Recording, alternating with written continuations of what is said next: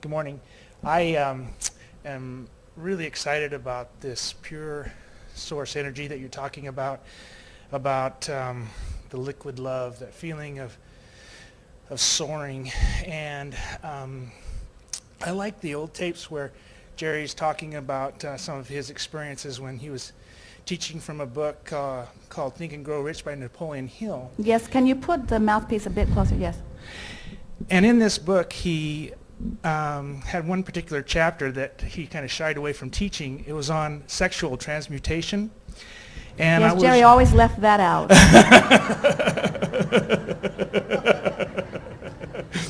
And so your trouble too. Go back to your seat.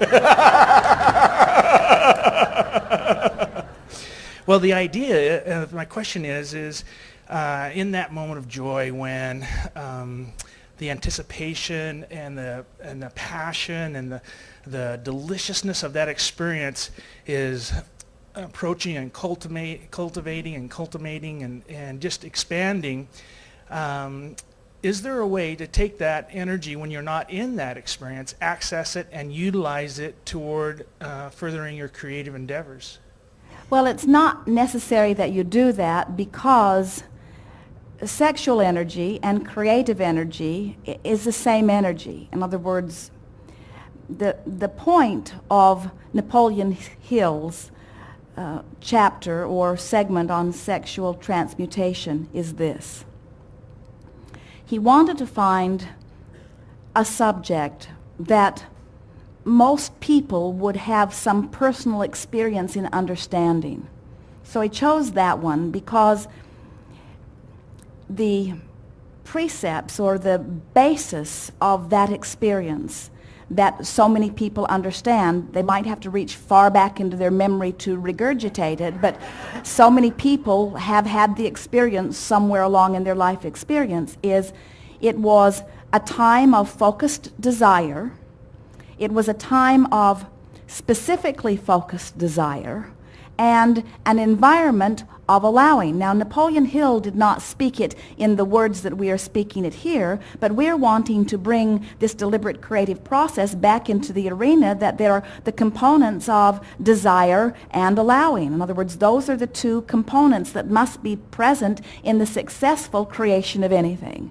And so the experience of sexuality is that experience, whether you knew what you were doing or not. In other words, something was happening, long intentions that had been set into motion converged, source energy and law of attraction had set up those rendezvous points. Now you're coming together with all of that momentum, and if the environment of your experience caused you to be in the place of allowing, then you had that experience. And he was, and we are, wanting you to realize that you can apply those ideas to any situation. It isn't that we want you to take the idea of sexuality and then somehow try to use sexual energy in creating in other ways. Energy is energy, whether you apply it sexually, whether you apply it financially, whether you apply it spiritually, whether you apply it to plant your garden or to ask the armadillo to leave your garden. In other words, it is the same energy. I understand.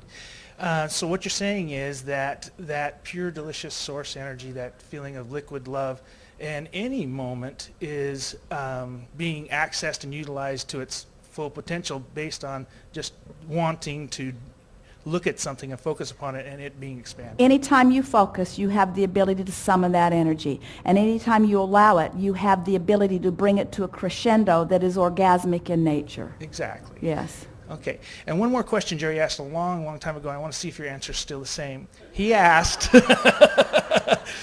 how many wives are the natural number of wives to have? We are unable to speak. Esther is blocking. Esther is blocking. Esther is blocking. That's okay. I know the answer. Well done. Thanks.